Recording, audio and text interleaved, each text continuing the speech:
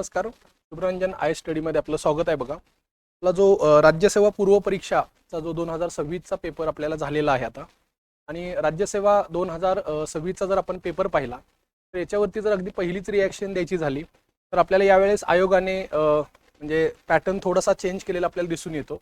त्या पॅटर्नमध्ये आयोगाने नवीन वेगवेगळ्या थीम्स किंवा नवीन वेगवेगळ्या टाईपचे प्रश्न आणण्याचा या ठिकाणी प्रयत्न केलेला आहे.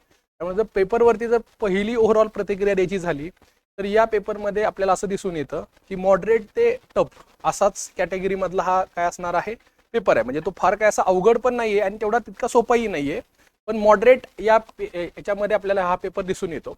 मग आता जर आपण इतिहास या विषयाचा विचार करायचा झाला तर राज्यसेवा पूर्व परीक्षेमध्ये बघा, इतिहासाचे आपल्याला तसे 15 प्रश्न आलेले दिसतात, पण त्याच्यामध्ये आपल्याला एक प्रश्न जो आहे तर तो पंचवार्षिक योजनेचा इतिहासामध्ये आलेला आहे, जो स्वातंत्र्योत्तर भारताचा एक प्रश्न म्हणून आपण इथं पकडणार आहोत. आणि दुसरा जो एक प्रश्न आहे तर तो आधुनिक भारताच्या इतिहासातला प्रश्न, जमीन महसूल याच्यातला प्रश्न, तो भूगोलामध्ये विचारलाय. म्हणजे तसं पाहायला गेलं तर इतिहासावरती आपल्याला 15 ते 16 प्रश्न आलेले आपल्याला दिसून येतात. आणि मग हे जर आपण प्रश्न पाहिले ना तर या प्रश्नांची नेमकी संभाव्य उत्तरं काय असतील, कशा पद्धतीनं तुमचा एकूणच त्या परीक्षेच्या प्रश्नांचं जे विश्लेषण असेल तर ते नेमकं कशा पद्धतीनं असेल, आणि मग येणाऱ्या परीक्षेमध्ये आपण कशा पद्धतीने अभ्यास केला पाहिजे हे आपण थोडक्यात बघणार आहे. तर बघा की आयोगाची अधिकृतरित्या जी काही उत्तर असतील ना तर ती तुम्हाला काही दिवसामध्ये मिळून जातील. पण एक संभाव्य उत्तरं काय असू शकतात ह्या प्रश्नांना आपण जेव्हा टॅकल करणार आहे तर त्या पद्धतीनं ही प्रश्नांची उत्तर आपण कुठून देऊ शकतो, त्याचे सोर्सेस काय असू शकतात, अभ्यास करण्याची पद्धत नेमकी काय असू शकते, तर ह्या सगळ्या गोष्टींवरती आपण चर्चा करणार आहोत. त्यामुळे आयोगाने जी काही संभाव्य उत्तरं, म्हणजे आयोगाची जी काही उत्तरं असतील तर ती तुम्हाला मिळून जातील, पण संभाव्य उत्तरं काय असू शकतात याच्याबद्दल आपण या लेक्चरमध्ये काय करणार आहोत तर चर्चा करणार आहोत. मग बघा की जर आपण इतिहास या विषयाचं पाहिलं तर साधारणतः इतिहासामध्ये आपल्याला आधुनिक भारताचा इतिहास, प्राचीन भारताचा इतिहास, महाराष्ट्र आणि महाराष्ट्रातील समाज सुधारक, त्याच्यानंतर स्वातंत्र्योत्तर भारत आणि महाराष्ट्राची कला आणि संस्कृती, असे साधारणतः इतिहासामध्ये आपल्याला 5 घटक अभ्यासक्रमातले दिसून येतात. आणि जर आपण या वर्षीचे प्रश्न पाहिले, जे 15 ते 16 प्रश्न आपण म्हणतोय, तर ते 15 ते 16 प्रश्न आपल्याला या सगळ्या घटकांवरती विचारलेले दिसून येतात. मग जर या 15 ते 16 प्रश्नांचं जर आपण एकूणच म्हणजे त्याची जर डिफिकल्टी लेवल आणि ह्या सगळ्या गोष्टी जर पाहिल्या तर बघा की 15 ते 16 प्रश्नांपैकी आपण 9 प्रश्न हे सहजरित्या सोडवू शकतो असं मला वाटतं. 9 प्रश्न म्हणजे त्याच्यासाठी फार काही तुम्हाला असं वेगळा अभ्यास करायची गरज नाहीये. परंतु उरलेले जे काही 7 प्रश्न असतील ना तर ते 7 प्रश्नांसाठी थोडंसं तुम्हाला वेगळ्या पद्धतीने अभ्यास म्हणा किंवा वेगळ्या काही टेक्निक्स, ज्याला इलिमिनेशन टेक्निक वगैरे आपण वापरून ते प्रश्न सोडवू शकतो. म्हणजे सहजरित्या सोडवता येण्यासारखे जे प्रश्न आहेत ना तर ते आपल्याला 9 प्रश्न आपल्याला दिसून येतात की ते सहज सुटतात. आणि उरलेले जे 7 प्रश्न आहेत ना तर ते प्रश्न आपल्याला थोडेसे डिफिकल्ट किंवा त्याच्यासाठी आपल्याला वेगळं काहीतरी टेक्निक आणि ह्या सगळ्या गोष्टी वापरलेल्या आपल्याला दिसून येतात. मग एकूण जर आपण पाहिलं तर जे काही 16 प्रश्न आहेत बघा, याच्यातला मी एक प्रश्न जो भूगोलामध्ये विचारलेला होता ऍक्च्युली, तो जमीनदारी नाही का की म्हणजे जमीन महसूल व्यवस्थेबद्दलचा होता, ज्याचं उत्तर महलवारी आहे हे मी सोडवलं असेल कारण सोपा प्रश्न होता तो ऍक्च्युली इतिहासाचा प्रश्न आहे पण तो भूगोलामध्ये विचारलाय. त्यामुळे आपण इथं 15 ते 16 प्रश्न म्हणतोय तर ते इतिहासावरती विचारलेत आणि मग सगळे जे घटक आहेत तर त्यांनी ते कव्हर केलेत. आता या वर्षी आपल्याला जे स्टँडर्ड आपण अपेक्षित ठेवून जातो ना नेहमी परीक्षेला, तसं काहीसं न विचारता त्यांनी वेगळ्या पद्धतीने प्रश्न विचारलेत. म्हणजे स्वातंत्र्योत्तर भारतामध्ये आपण संयुक्त महाराष्ट्राची चळवळ असेल, मराठवाडा मुक्ती संग्राम असेल किंवा स्वातंत्र्यानंतरच्या ज्या महत्वाच्या घडामोडी असतील ना तर त्याच्याबद्दल आपण अभ्यास करून जातो. पण आयोगाने यावेळेस प्रश्न काय विचारलाय बघा, तर आयोगाने पंचवार्षिक योजनेमध्ये जे काही वेगवेगळे आपण कारखाने स्थापन केले होते ना तर त्याच्यावरती प्रश्न विचारलाय. म्हणजे प्रश्नांचं स्वरूप यावर्षी थोडंसं बदललेलं दिसून येतं. प्रश्नांची जी थीम आहे तर ती ह्या वर्षी बदललेली दिसून येते. याचा अर्थ असा लावायचा नाही की आपण पुढच्या वर्षी पण तसंच करून जायचं, कारण का स्पर्धा परीक्षेमध्ये पॅटर्न नाही, हाच एक काय आहे त्यांचा पॅटर्न आहे असं आपण नेहमी लक्षात ठेवा. म्हणजे नाही तर बऱ्याच वेळा काय होतं जसं की आता फॉर एक्झाम्पल UPSC असू द्यात किंवा MPSC असू द्यात, या वर्षी तुम्ही पाहिलं असेल तर प्राचीन आणि मध्ययुगीन भारताच्या प्रश्नांचं वेटेज काय आहे, जास्त आपल्याला असलेलं दिसून येतं. मग आपण असं म्हणूयात की एक प्रकारे आयोगाला असं म्हणायचं असेल की कैसा लगा मेरा मजाक है ना, म्हणजे की कारण का मुलं अभ्यास करत नाहीत. आम्ही जेव्हा मुलांना सांगतो की तुम्ही प्राचीन मध्ययुगीन भारताचा पण अभ्यास करा, तर मुलं म्हणतात की सर प्रश्न किती येतील किंवा काय येतील. सांगायचा मुद्दा हा आहे की आयोगाने याच्यातून हे सिद्ध केलेलं आहे की तुम्ही कुठल्याही घटकाला असं साईटला ठेवून अभ्यास करू शकत नाही. मला प्रत्येक घटकाचा अभ्यास करायचा आहे. कारण का युपीएससीला पण अचानक त्यांनी एन्शियंट मेडिवलचं वेटेज वाढवलं, एमपीएससीला पण असू द्यात की अचानक त्यांनी म्हणजे प्राचीन आणि मध्ययुगीन भारताच्या इतिहासाचं वेटेज वाढवलेलं आपल्याला दिसून येतं. त्यामुळं पहिला संदेश जर मला इथं काय द्यायचा असेल तर तो म्हणजेच तुम्ही कुठल्याही घटकाला असं साईडलाईन करून चालणार नाही. सगळ्या घटकांचा आपण अभ्यास केला पाहिजे. आता बघा की 15 ते 16 प्रश्न जे आपल्याला दिसतात हे टॅकल करण्यासाठी तुम्हाला नेमकं सोर्सेस वगैरे कुठून असतील. तर पहिली तर गोष्ट याच्यातले मला असं दिसून आलं की जवळपास 4 ते 5 प्रश्न डायरेक्ट पीवायक्यूज आहेत. डायरेक्ट पीवायक्यूज. विशेषतः मी या वर्षी आणि गेल्या वर्षी पण सांगितलं होतं की तुम्ही राज्यसेवा मुख्य परीक्षा जुना पॅटर्न, राज्यसेवा मुख्य परीक्षा जो जुना पॅटर्न जो होता ना ऑब्जेक्टिव्ह, त्याचे सुद्धा प्रश्न पूर्व परीक्षेला करून जा. कारण का या वर्षीच्या परीक्षेमध्ये तुम्हाला राज्यसेवा मुख्य परीक्षेला आलेल्या पीवायक्यूज मधून आहे असे क्वेश्चन्स आपल्याला आलेले दिसून येत आहेत. त्यामुळे पीवायक्यूज मधून तुम्हाला जवळपास एक 4 ते 5 क्वेश्चन्स तुम्ही सोडवू शकता. त्यामुळे पीवायक्यूज. दुसरं असेल ते म्हणजेच state board.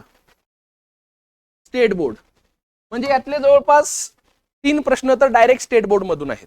Direct state board मधून आहेत. आहे असे स्टेट बोर्ड मधून त्यांनी प्रश्न विचारलेत. त्यामुळे तुम्हाला त्याला स्टेट बोर्ड किंवा एनसीईआरटी तुम्ही म्हणू शकता की ज्याला बेसिक रीडिंग आपण म्हणतो हे तुमचं असलंच पाहिजे. म्हणजे मी तुम्हाला काही प्रूफ पण दाखवणार आहे की हा प्रश्न कसा स्टेट बोर्ड मधून आहे असा आलेला आहे. त्यामुळे स्टेट बोर्ड हे जे काही रेफरन्स तुमचे बुक्स असतील तर ते सगळ्यांनी कंपल्सरी एकदा वाचले पाहिजेत किंवा तुम्ही एनसीईआरटी वाचा. पण एनसीईआरटी मधून तुम्हाला महाराष्ट्राचं समाज सुधारक आणि कला संस्कृतीचा भाग कव्हर होणार नाही आणि ज्याच्यावरती आपल्याला प्रश्न आलेले दिसतात. त्यामुळं महाराष्ट्रातील समाज सुधारक आणि कला संस्कृतीसाठी जर तुम्हाला कंपल्सरी स्टेट बोर्ड वाचायचे, त्यामुळे स्टेट बोर्डचं जे महत्व आहे ते सुद्धा या ठिकाणी अधोरेखित झालेलं आपल्याला दिसून येतं. त्याच्यानंतर बघा आपल्याला तिसरा जो घटक आहे जो मला या प्रश्नांच्या विश्लेषणामध्ये आढळला तो म्हणजे महाराष्ट्र शासनाची जी काही कला संस्कृतीशी संबंधित, महाराष्ट्रातील कला संस्कृतीशी संबंधित जी काही वेबसाईट आहे तर त्या वेबसाईटवरून आपल्याला प्रश्न आलेला दिसून येतो. आणि दुसरं म्हणजे महाराष्ट्र शासनाच्या काही डॉक्युमेंट्समध्ये महाराष्ट्र शासनाच्या वेबसाईटवरती समाज सुधारकांची माहिती दिली. त्या समाज सुधारकांच्या माहितीमध्ये म्हणजे जर आपण या स्टेटमेंट मधली जर काही या प्रश्नांमधली जर काही स्टेटमेंट्स पाहिली ना तर ती आहे अशी त्या महाराष्ट्र शासनाच्या वेबसाईटवरून आपल्याला घेतलेली दिसून येतात. म्हणजे उदाहरणार्थ आता राघव भंडारकर यांच्याबद्दल पुढे तुम्हाला स्टेटमेंट पाहायला मिळेल किंवा विष्णू शास्त्री पंडितांबद्दल आपल्याला पाहायला मिळेल. ती स्टेटमेंट तुम्हाला आहे अशी त्या समाज सुधारकांच्या घटकातून घेतलेली दिसून येतात. त्यामुळं इथं माझं तुम्हाला सांगणं असेल ते म्हणजे महाराष्ट्र शासनाच्या काही वेबसाईट असतात तर त्यामध्ये आधी तुम्ही पाहत चाला. म्हणजे तुम्ही म्हणाल की आम्ही अभ्यास सोडून तेच पाहायचं का, तर ते नाहीये.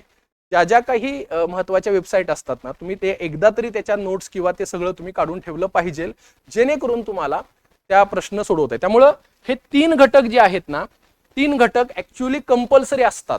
म्हणजे गव्हर्नमेंट डॉक्युमेंट्स, पीवायक्यूज आणि स्टेट बोर्ड हे तुम्हाला कंपल्सरी वाचायचे.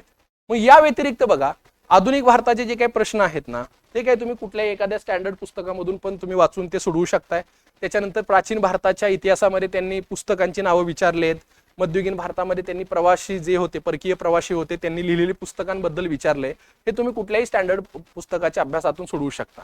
राहिली गोष्ट आपल्याकडे आपण लेक्चरमध्ये आता जर आपण हे जे लोक म्हणजे आता मराठी मीडियमच्या बॅचला बसलेले होते किंवा जे म्हणजे कोणी तुमच्यापैकी त्या लोकांनी लेक्चर अटेंड केलेत तर त्यांच्या एक गोष्ट लक्षात येईल की 15 ते 16 प्रश्नांपैकी किमान 12 ते 13 प्रश्न आहे असे तुम्ही लेक्चर जर अटेंड केल्यानंतर तुम्ही सहजरित्या सोडवू शकता. कारण का त्याचं मी रेफरन्स पण सांगणार आहे आपण डिस्कस करताना की हे आपण कुठल्या पॉईंटच्या वेळेस आपण डिस्कस केलेलं होतं.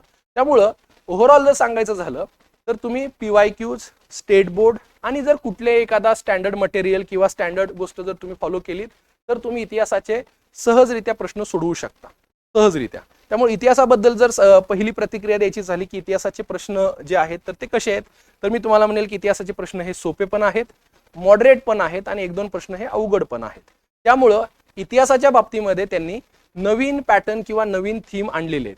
ऍक्च्युअली ही जी काही थीम आहे ना ही युपीएससीने 2023-24 ला फॉलो केली होती. 2022-23-24 या 3 वर्षामध्ये युपीएससीने जे थीम फॉलो केली ना ती यावर्षी राज्यसेवेने फॉलो केली.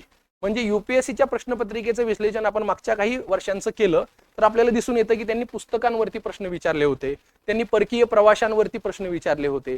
तेच प्रश्न तुम्हाला राज्यसेवेने यावर्षी विचारलेले दिसून येतात.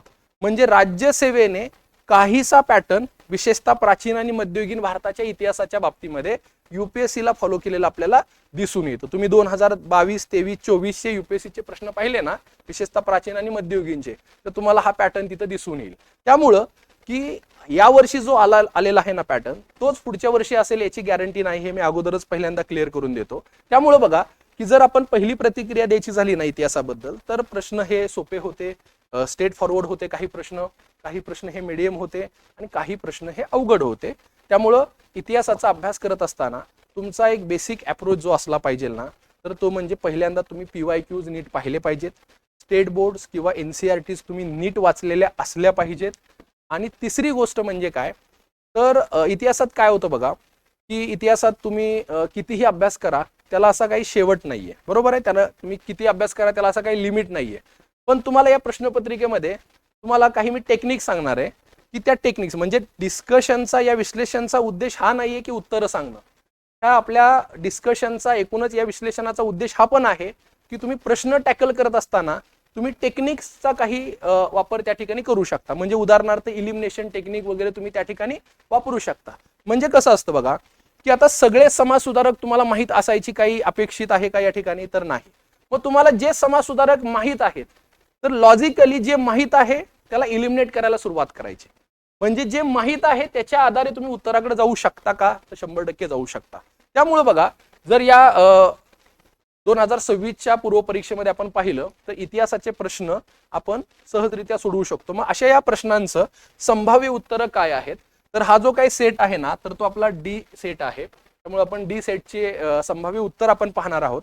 आयोगाची अधिकृत उत्तर की जी आहे ना, उत्तर तालिका जी आहे ती आपल्याला काही दिवसांमध्ये मिळून जाईल.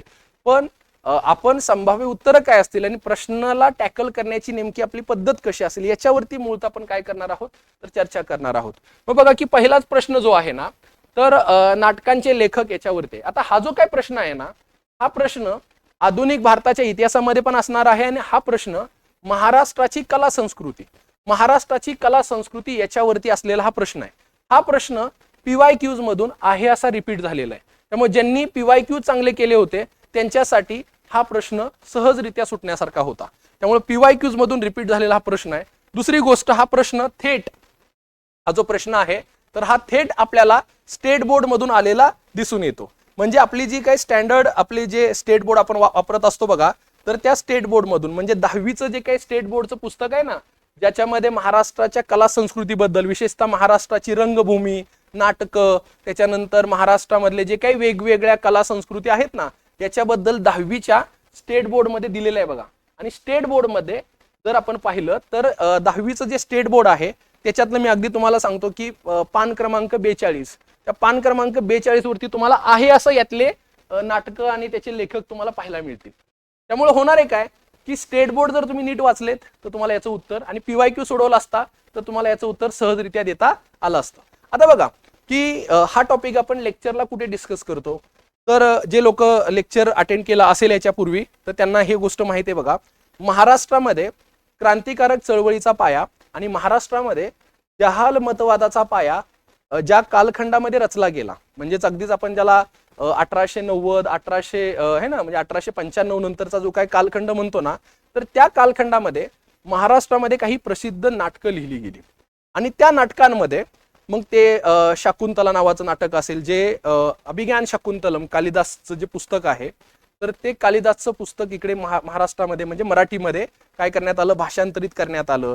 त्याच्यानंतर इकडे संगीत शारदा नावाचं नाटक असेल, त्याच्यानंतर आपण जर पाहिलं तर संगीत सौभद्र नावाचं नाटक असेल, संगीत नयन नावाचं नाटक असेल, असे अनेक नाटकं आहेत. संगीत मनोमिलन नावाचं नाटक असेल, अशी अनेक नाटकं या काळामध्ये लिहिली. किचकवध नावाचं नाटक असेल की ज्याच्यातून जहाल मतवाद मांडायचा प्रयत्न केला.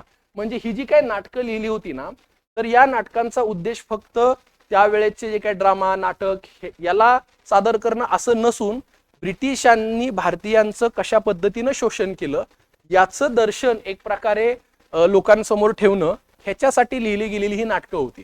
आणि मग याच्यामध्ये बघा एक नाटक जे आहे जर जे आपल्याला माहीत असणंच अपेक्षित आहे तर ते म्हणजेच कुठलं तर संगीत शारदा आणि संगीत सौभद्र आणि किचकवध ही जी काही 3 नाटकं आहेत ना ती 3 नाटकं फार त्या काळातली प्रसिद्ध होती ज्यांनी महाराष्ट्रातल्या क्रांतिकारक जहालमतवाद चळवळीचा पाया रचला.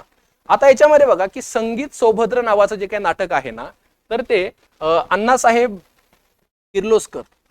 किर्लोस्कर यांनी लिहिलेलं हे काय आहे तर नाटक आहे. म्हणजे संगीत सौभद्र नावाचं नाटक जे आहे ते अण्णासाहेब किर्लोस्कर म्हणजे आपण म्हणूयात की 2 ओके म्हणजे जर आपण हे जोड्या जुळवायला आता काय असतं बघा की जेव्हा जोड्या जुळवायचे प्रश्न असतात ना तेव्हा ते तशा पद्धतीने जर पाहिलं गेलं तर सोपे प्रश्न असतात. का प्रश्न असतात सोपे माहितीये तुम्हाला हे सगळं माहित असण्याची अपेक्षा आहे का नाही. यातले 1-2 जरी माहित असतील तरी तुम्ही प्रश्नाच्या जवळ पोहोचता. म्हणजे बघा संगीत शारदा संगीत सौभद्र किचकवध नावाची नाटकं आपण क्रांतिकारक चळवळीचा पाया महाराष्ट्रातील जहालमतवाद चळवळीचा पाया याच्या वेळेस आपण त्याची चर्चा केलेली असते. म्हणजे आपण जेव्हा आता जे लोक म्हणजे पुढच्या लेक्चर्स किंवा जे लोक अटेंड करतील तर त्यांना सुद्धा ह्या गोष्टी माहीत पडतील की आपण त्यावेळेस ह्या गोष्टींची चर्चा करत असतो की किचकवध नावाचं नाटक असेल संगीत शारदा नावाचं नाटक असेल संगीत सौभद्र नावाचं नाटक असेल तर अशी काही नाटकं ही महाराष्ट्रामध्ये वेगवेगळ्या टप्प्यामध्ये जेव्हा रचली गेली ना तर त्या नाटकांनी महाराष्ट्रातल्या क्रांतिकारक जहालमतवाद चळवळीचा पाया रचला असं आपण म्हटलं जातं. आणि मग याच्यामध्ये संगीत सौभद्र नावाचं जे नाटक आहे तर ते अण्णासाहेब किर्लोस्कर यांनी लिहिलेलं होतं. आता या नाटकाबद्दल किंवा या नाटक लिहिण्याच्या मागे जे आहे ना तर याच्याबद्दल एक किस्सा सांगितला जातो की हे जे अण्णासाहेब किर्लोस्कर आहेत ना त्यांचंच नाव बळवंतराव पांडुरंग किर्लोस्कर. आता बळवंतराव पांडुरंग किर्लोस्कर हे जे आपण लेखक नाटककार म्हणूयात की यांनी शाकुंतला नावाचं पहिलं पुस्तक त्यांचं काय केलं की मराठीमध्ये लिहिलं. म्हणजे मराठीमध्ये लिहिलेलं पहिलं एक नाटक ज्याला आपण म्हणूयात की जे भाषांतरित केलेलं हे नाटक शाकुंतला. आता शाकुंतला हे मूळचं जे नाटक आहे तर ते कोणाचं आहे तर ते कालिदासांचं आहे. मग शेवटी काय असतं बघा की जरी तुम्ही कोणाचं नाटक जे आहे दुसऱ्या व्यक्तीचं भाषांतर केलं असेल तर त्याला काही फार महत्व उरत नाही. मग त्या काळातले लोक म्हणायला लागले की करून करून काय केलं तुम्ही तर दुसऱ्याचं नाटक मराठीत भाषांतरित केलं. तुम्ही स्वतःचं असं काय आहे. त्यावेळेस अण्णासाहेब किर्लोस्कर म्हटले की मी आता माझं स्वतःचं नाटक लिहितो. तर ते त्यांनी लिहिलेलं पहिलं नाटक म्हणजे संगीत सौभद्र. हे जे संगीत सौभद्र नावाचं जे नाटक आहे हे त्यांनी 1882 मध्ये लिहिलेलं हे नाटक आहे. त्या नाटकामध्ये बघा अर्जुनाबद्दलची आणि अर्जुन आणि सुभद्रा है ना अर्जुन आणि सुभद्रा यांच्या बद्दलची ही कथा आहे. अर्जुन आणि सुभद्रा यांच्याबद्दलची ही कथा आहे. आणि मग ह्यांनी अण्णासाहेब किर्लोस्करांनी लिहिलेलं स्वतः लिहिलेलं ते काय आहे पहिलं नाटक आहे. त्यामुळं संगीत सुभद्रा जे आहे ना सौभद्र जे आहे तर ते अर्जुन आणि सुभद्रा म्हणजे थोडक्यात महाभारतातील पात्रांवरती आधारित असणार हे पहिलं नाटक त्यांनी लिहिलेलं आहे. तर ते अण्णासाहेब किर्लोस्कर. त्यामुळे त्याचं हे असेल 2. त्याच्यानंतर थोरले माधवराव पेशवे. आता थोरले माधवराव पेशवे यांच्यावरती लिहिलेलं पुस्तक ते 1860 साली लिहिलेलं पुस्तक आहे. 1860 साली लिहिलेलं लक्षात ठेवा. भारतातील ऐतिहासिक पात्रावरती लिहिलेलं हे पहिलं काय आहे तर नाटक आहे जे 1860 मध्ये प्रकाशित झालं. त्यामुळे ऐतिहासिक नाटक लिहिलेलं पहिलं हे नाटक आहे जे नाटक विनायक जनार्दन कीर्तने यांनी लिहिलेलं हे नाटक आहे. त्यामुळं हा जो काही दुसरा आहे याच्यासाठी 3 असेल म्हणजे 2-3 ओके 2-3. त्याच्यानंतर जानकी नावाचं जे नाटक आहे बघा तर ते नासी फडकेंचं हे नाटक असेल. आणि आंधळ्यांची शाळा हे जे नाटक आहे आंधळ्यांची शाळा नावाचं जे काही नाटक आहे तर ते व्ही वर्तक यांचं नाटक. आता बघा की ही 2 नाटकं बऱ्यापैकी तुम्हाला डिफिकल्ट जाऊ शकतात परंतु ही जी काही संगीत सौभद्र आणि थोरले माधवराव पेशवे ही जी काही नाटकं आहेत यांचा रेफरन्स तुम्हाला थेट स्टेट बोर्डाच्या पुस्तकामध्ये आढळतो. आणि थेट तुम्ही इतिहासाचा अभ्यास करताना तुम्हाला त्याच्याबद्दल कुठे ना कुठेतरी रेफरन्स आलेलाच असतो अभ्यास करताना. त्यामुळं याचं जर या प्रश्नाचं जर उत्तर आपण पाहिलं तर पर्याय क्रमांक 3 हे त्याचं काय असेल उत्तर असेल आणि जे तुम्ही स्टेट बोर्ड मधून सहजरित्या टॅकल करू शकता. त्यामुळं याचं उत्तर आणि हा जो प्रश्न आहे ना हा तुम्ही आधुनिक भारताशी संबंधित म्हणू शकता किंवा महाराष्ट्राची कला संस्कृती याच्याबद्दल पण हा प्रश्न तुम्ही म्हणू शकता. त्यानंतर बघा दुसरा प्रश्न जो होता तर तो म्हणजे प्राचीन भारतामधले जे वेगवेगळ्या कालखंडामध्ये असणारे जे प्रसिद्ध लेखक होते. तर त्या लेखकांनी लिहिलेले वेगवेगळी ज्याला आपण पुस्तकं म्हणू, वेगवेगळे ग्रंथ म्हणू, तर त्याच्याबद्दलचा हा प्रश्न आहे. आता बघा की वरहमिहीर. आता वरहमिहीर जे आहेत तर हे एक म्हणजे आपण म्हणूयात की खगोलशास्त्रज्ञ वरहमिहीर जे आहेत यांनी रोमका सिद्धांत म्हणजे गुप्त कालखंडामध्ये ज्यावेळेस म्हणजे मौर्योत्तर कालखंडामध्ये ज्यावेळेस भारतामध्ये हे जे ग्रीको रोमन नावाचे जे राज्यकर्ते आहेत ते जेव्हा भारतामध्ये आल्यानंतर त्यांनी भारतामध्ये रोमिका सिद्धांत प्रसिद्ध केला. रोमिका सिद्धांत म्हणजे एक प्रकारचं आपण ज्याला म्हणूया ज्योतिषशास्त्र आहे ते. मग रोमिका सिद्धांत जेव्हा भारतामध्ये त्यांनी प्रसिद्ध केला त्यावेळेस एक प्रकारे आपण म्हणूयात की त्यांच्या या रोमिका सिद्धांताला उत्तर म्हणून वरहमिहीर यांनी पंचसिद्धांतिका यांनी काय केलं, पंचसिद्धांतिका नावाचा सिद्धांत त्यांनी मांडला, ज्याच्यामध्ये 5 प्राचीन सिद्धांत ग्रंथांचा काय आहे सारांश आहे. म्हणजे जर तुम्ही या ग्रंथाबद्दल पाहायचं झालं तर 5 वेगवेगळे जे काही प्राचीन ग्रंथ आहेत, मग ज्याच्यामध्ये पौलिश असेल, रोमक असेल, वशिष्ठ असेल, सौर असेल, पैतमा असेल, असे 5 वेगवेगळे जे सिद्धांत आहेत. मग या सिद्धांतातील गणिती पद्धत, ग्रह नक्षत्रांची स्थिती, कालगणना जी आहे अचूकता, म्हणजे ज्याला आपण म्हणूया थोडक्यात खगोलशास्त्रज्ञ होते कोण, वरहमिहीर. आता वरहमिहीर जे आहेत यांनी एक प्रकारे ग्रीक, रोमन आणि इजिप्तियन खगोलशास्त्राची माहिती एक प्रकारे या पंचसिद्धांतामधून मांडलेली आपल्याला दिसून येते. त्यामुळे पहिला जो काही पर्याय आहे ना की वरहमिहीर पंचसिद्धांतिका, तर तो काय आहे तर बरोबर आहे. पहिला जो आहे वरहमिहीर यांनी पंचसिद्धांतिका मांडला. त्याच्यानंतर बघा वाघभट. आता गुप्तांच्या कालखंडांच्या बद्दल चर्चा करत असताना तर आपण वरहमिहिराबद्दल खूप वेळा चर्चा केलेली असते, कारण का वरहमिहीर जे आहेत ना तर गुप्तांच्या दरबारामध्ये असणारी जी काही वेगवेगळी रत्न होती ना तर त्या वेगवेगळ्या रत्नांपैकीचे एक रत्न म्हणजेच कोण, वरहमिहीर. त्यामुळे यांच्यावरती खूप वेळा चर्चा झालेली असते. आता बघा म्हणजे मी नेहमी विद्यार्थ्यांना सांगतो की तुम्हाला जे माहित आहे ना ते अप्लाय करा. आता वरहमिहीर तुम्हाला माहित असतातच, म्हणजे जेव्हा म्हणजे का माहित असतात, तुम्ही गुप्त साम्राज्याचा अभ्यास करताना तुम्हाला नवरत्नांचा अभ्यास करावाच लागतो आणि मग नवरत्नांचा अभ्यास करत असताना वरहमिहीर बद्दल माहिती येत असते. आणि वरहमिहीर हे खगोलशास्त्रज्ञ होते, त्यांनी पंचसिद्धांतिका मांडलं. आता पंचसिद्धांतिका मांडत असताना त्यांनी हे वेगवेगळे 5 सिद्धांत मांडले. हे गुप्त कालखंडातले होते. मग बघा वरहमिहीर पहिला पर्याय तुम्हाला दिसतं इथे कुठे, म्हणजे आपण इथं म्हणूयात की ए साठी 1 डायरेक्ट तुमचं उत्तर बरोबर येणार आहे. म्हणजे मी जे सांगतोय तुम्हाला की तुम्हाला जे माहित आहे ना रिव्हर्स इंजिनिअरिंगचं टेक्निक वापरा इथं, की तुम्हाला सगळे पर्याय माहित असण्याची अपेक्षित नाहीये. तुम्हाला जे माहित आहे ते अप्लाय करा. मग वरहमिहीर, मग तुम्ही म्हणाल की नाही मला वरहमिहीर माहित नव्हते, दुसऱ्याकडे येऊयात. मग तुम्हाला काय माहित होते, वाघभट.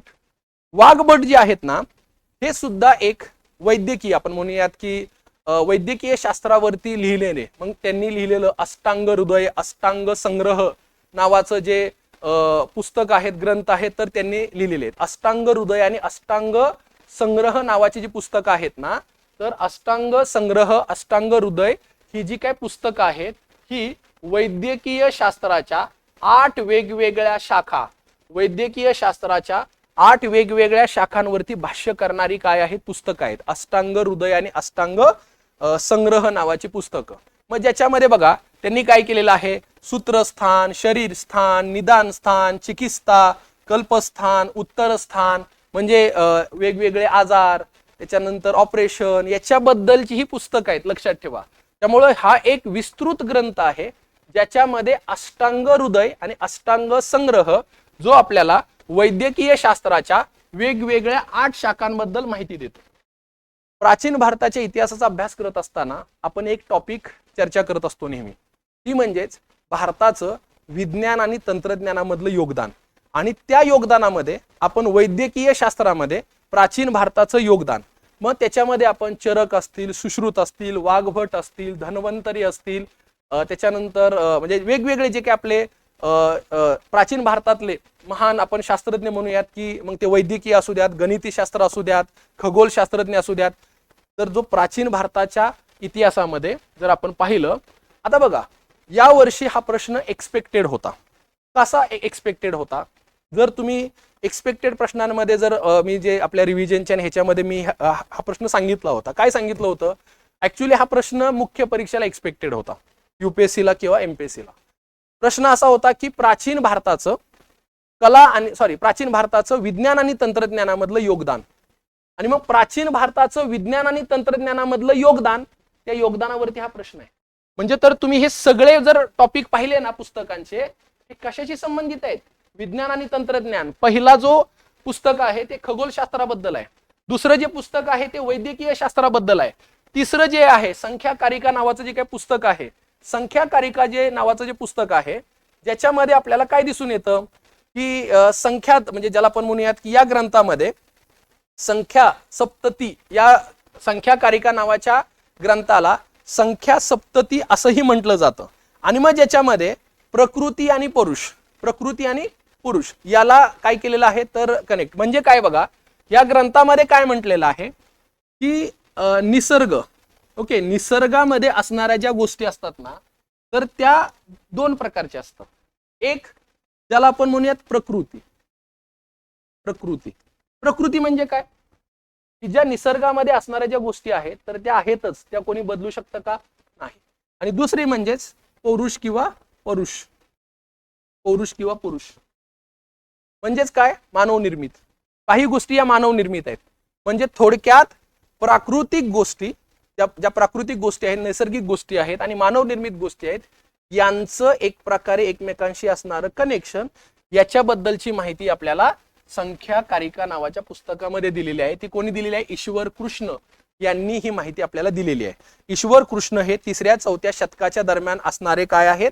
एक महान लेखक आहेत, महान शास्त्रज्ञ म्हणलं तरी चालेल, की ज्यांनी याच्यामध्ये 23 वेगवेगळी तत्व सांगितलीत, प्रकृती आणि पुरुष याच्याबद्दल माहिती सांगितलेली आहे, मोक्ष साधनेचा मार्ग त्यांनी सांगितलेला आहे. म्हणजे यांचं असं म्हणणं होतं की निसर्गामध्ये असणाऱ्या काही गोष्टी ज्या आहेत त्या मानवाला स्वीकाराव्या लागतील आणि काही गोष्टी ह्या मानव निर्मित आहेत, याच्याबद्दलची जी माहिती आहे. मग बघा की जेव्हा प्राचीन भारताच्या इतिहासामध्ये विज्ञान आणि तंत्रज्ञानाबद्दलची आपण जेव्हा चर्चा करत असतो, तेव्हा या पुस्तकाबद्दल सुद्धा कुठे ना कुठेतरी रेफरन्स आलेला असतो. आणि चौथा जो काही प्रश्न आहे तर तो म्हणजे प्रशस्त पद किंवा त्यांनाच आपण प्रशस्त पाद असं सुद्धा म्हणतो. प्रशस्त पाद. आता प्रशस्त पाद कोण होते? हे तुम्ही म्हणाल की आम्ही कधी त्यांच्याबद्दल ऐकलंच नाही, पण वैशेषिक सूत्रांबद्दल ऐकलं असेल. ज्यांनी वैशेषिक सूत्रांबद्दल ऐकलं नसेल त्यांनी विज्ञानाचा अभ्यासच केला नसेल. म्हणाल असं का म्हणताय? त्याचं कारण आहे, आपण जेव्हा विज्ञानाचा अभ्यास सुरू करतो ना, तेव्हा विज्ञानाचा आपला पहिला चॅप्टर सुरू होतो, तो म्हणजे कण नावाचा चॅप्टर. तुम्ही कधी ऐकला असेल बघा, कण, पार्टिकल्स. आणि पार्टिकल्स, कण, महर्षी कनद यांचं जे महर्षी कनदांचं जे वैशेषिक फिलॉसॉफी नावाचं जे पुस्तक आहे, वैशेषिक महर्षी ऋषी कनद जे आहेत, आचार्य कनद ज्यांना आपण म्हणतो, म्हणजे महर्षी कनद यांच्या वैशेषिक सूत्र किंवा वैशेषिक सूत्राचं सखोल विश्लेषण, सखोल समीक्षा ज्या पुस्तकामध्ये केली ते म्हणजेच वैशेषिक सूत्र आहे. लक्षात ठेवा, वैशेषिक सूत्राला भारताचं पहिलं फिजिक्सचं पुस्तक म्हटलं जातं. काय म्हटलं जातं? पहिलं फिजिक्सचं पुस्तक. त्यामुळे याचं उत्तर आहे पर्याय क्रमांक 4. लक्षात ठेवा, हा प्रश्न या वर्षी एक्सपेक्टेड होता.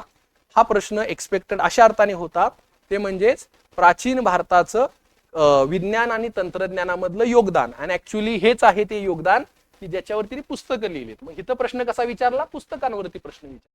आता तुम्हाला हे सगळे चारही माहित असण्याची गरज होती का? नाही. यातले तुम्हाला 2 वरचे सोपे आहेत, हे 2 थोडेसे अवघड जाऊ शकतात. हे 2 सोपे आहेत. वाघभट, वैद्यकीय शास्त्राचा अभ्यास करत असताना प्राचीन भारतामध्ये वाघभटांचं नाव आलंच पाहिजे. म्हणजे चरक, सुश्रुत, वाघभट ही नावं आलीच पाहिजेत अभ्यासामध्ये.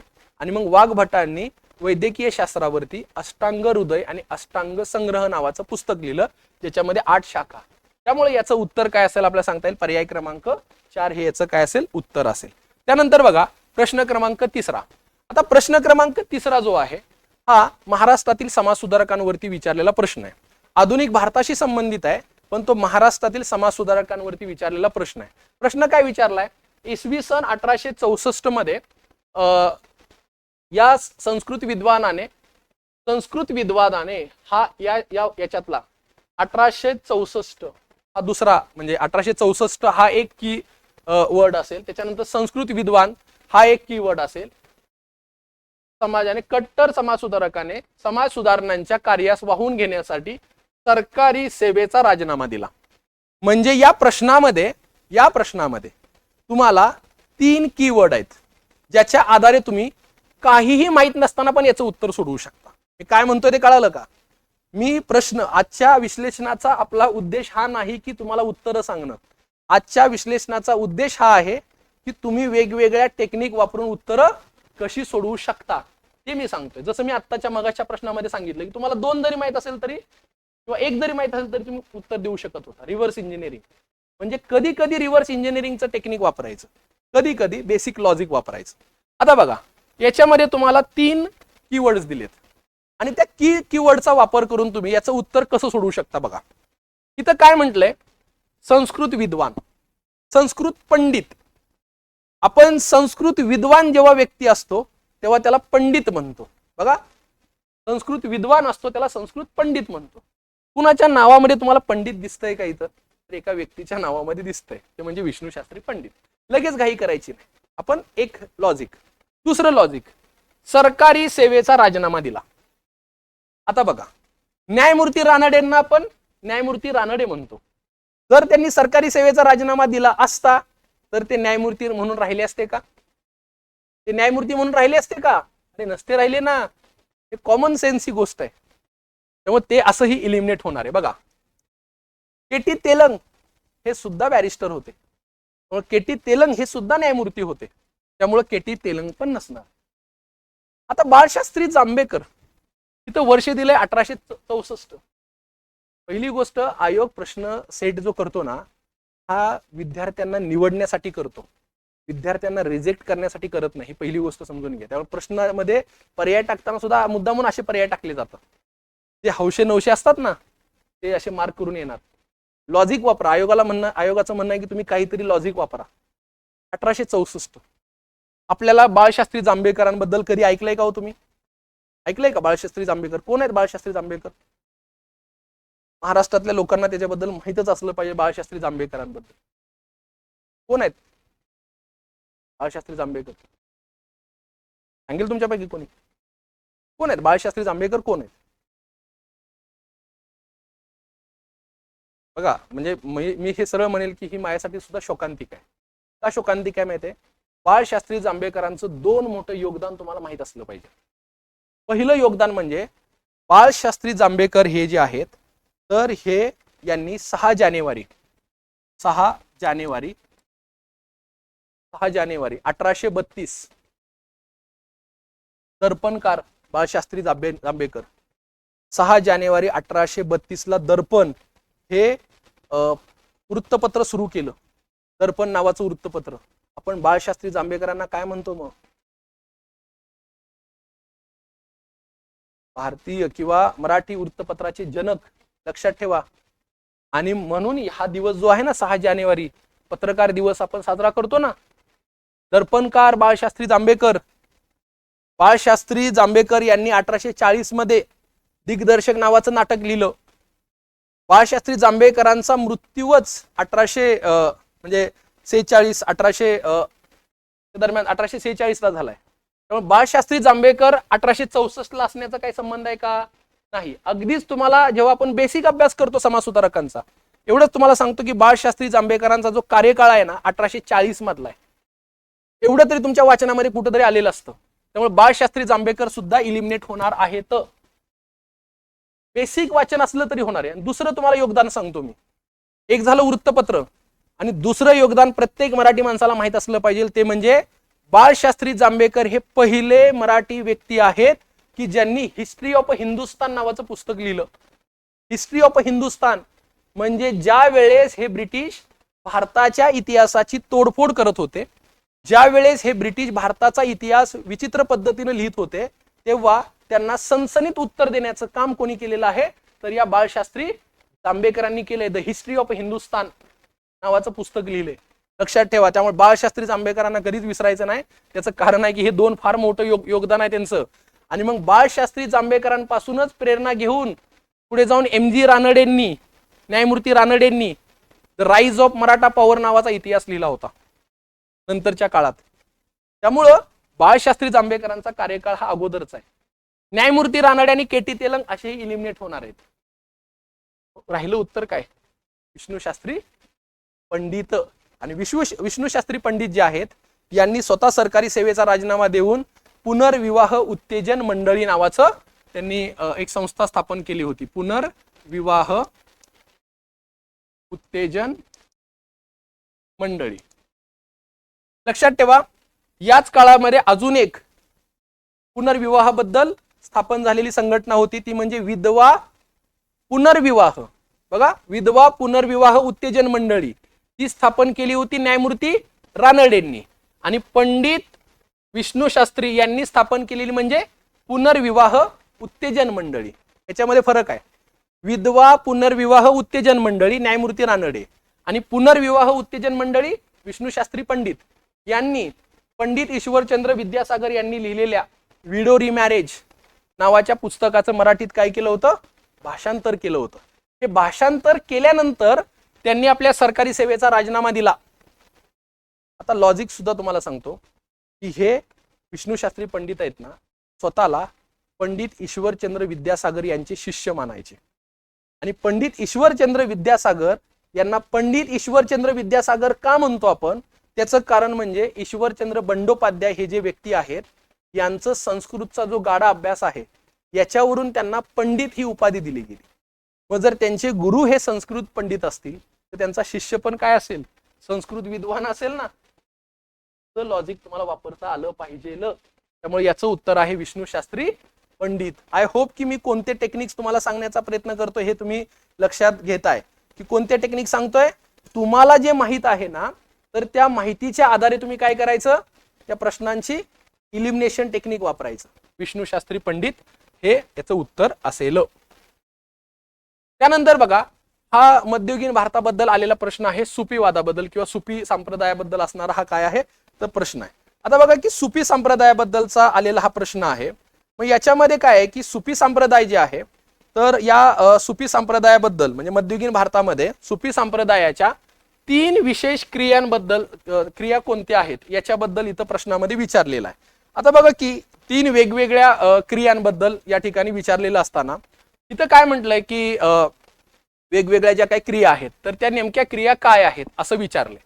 आता या ज्या काही क्रिया आहेत याच्यामध्ये तुम्हाला जेव्हा सुफीवादाचा आपण अभ्यास करतो तर त्या अख्ख्या लेक्चरमध्येच मी तुम्हाला सुफीवादाबद्दलच्या काही टर्मिनॉलॉजीज नेहमी लिहून देत असतो की वेगवेगळ्या टर्म्स आहेत की सुफी शब्द कुठून आला. सुफी म्हणजे सुफी हा शब्द मुळामध्ये आला उल जे असतं ना आपलं सुफी म्हणजे आपण म्हणूयात की ज्याला गरम म्हणजे उबदार कपडे इथून हा तो शब्द आला. मग सुफीवादाबद्दल काही शब्द असतात. उदाहरणार्थ सुफीवादामध्ये बघा सिलसिला नावाचा शब्द असतो. म्हणजे काही शब्द मी सांगतोय तुम्हाला की सिलसिला नावाचा जो शब्द असतो, सिलसिला म्हणजे काय तर गुरु शिष्य परंपरा. म्हणजे जसे संप्रदाय असतात ना, उपसंप्रदाय आपण ज्याला म्हणतो, तर सिलसिला असतो. या ठिकाणी काय असतं की खानका असतं. खानका म्हणजे मठ. सुफीवादामध्ये काय असतो? मठ. त्याच्यानंतर पीर म्हणजे काय तर गुरु. सुफी संप्रदायामध्ये मार्गदर्शक याला आपण काय म्हणतो? पीर म्हणतो. त्याच्यानंतर मुरीद म्हणजे शिष्य. पीर म्हणजे पीर मुरीद परंपरा म्हणतो आपण त्याला, म्हणजे गुरु शिष्य परंपरा. त्याच्यानंतर काय असतो की वली म्हणजे सुफी संत. हे झाले सुफीवादाबद्दलचे काही म्हणजे शब्द. आता याच्या व्यतिरिक्त साधनेबद्दल काही शब्द असतात. आता साधनेबद्दलचे शब्द त्याच्यामध्ये एक शब्द असतो जिक्र. साधनेमधला शब्द असतो जिक्र म्हणजे काय तर देवाचं जप करणे, नाव देवाचं किंवा आपण म्हणूयात की देवाच्या नावाचा जप करणे, सतत स्मरण करणे, जिक्र करणे. त्यामुळं सुफी संप्रदायामध्ये साधनेमध्ये जिक्र हा शब्द येणार आहे. मग जिक्र शब्द कुठे नाहीये तर इथे नाहीये, तर हे इलिमिनेट होईल. बघा जिक्र कुठे नाहीये तर या पहिल्यामध्ये नाहीये, तर तो इलिमिनेट होणार आहे जिक्र. त्याच्यानंतर दुसरा एक शब्द असतो बघा म्हणजे फना. आता फना म्हणजे काय तर फणा म्हणजे एक प्रकारे आपण असं म्हणूयात की स्वतःचे वैयक्तिक अस्तित्व किंवा स्वतःचे वैयक्तिक आयुष्य समर्पित करणे. फणा तो साधनेशी संबंधित शब्द नाहीये. फणा हा शब्द साधनेशी संबंधित नाहीये. एखादा शिष्य देवाच्या ईश्वराच्या भक्तीमध्ये तल्लीन होऊन जेव्हा स्वतःला समर्पित करतो तेव्हा तो शब्द. त्यामुळे फणा हा शब्द याच्याशी संबंधित नसणार आहे. त्यामुळे फणा इथं शब्द आलाय तर तो इलिमिनेट होईल. त्याच्यानंतर बघा इथे वस्ल नावाचा शब्द आहे. वस्ल, तुम्हाला माहिती आहे वस्ल हा शब्द कुठून आला? तुम्ही मराठीमध्ये एक शब्द ऐकला असेल बघा, वसिला. काय असतो वसिला? माझा जरा वसिला लाव म्हणजे काय? कोणाला म्हणतो आपण? रिकमेंड कर म्हणजे कोणाला म्हणतो आपण? मध्यस्थीला. वस्ल हा शब्द असतो मध्यस्थी. तो साधनेशी शब्द आहे का? तर नाही. तसाही तो इलिमिनेट होणार आहे. त्यामुळे बघा फना जिक्र हा शब्द जाणार आहे. तवजुह, तवजुह म्हणजे काय? की व्यक्तीचं लक्ष, फोकस, माइंड म्हणजे जर डायव्हर्ट होत असेल प्रार्थनेपासून तर त्याला फोकस, तर हे पण नाहीये. मग राहिलं काय?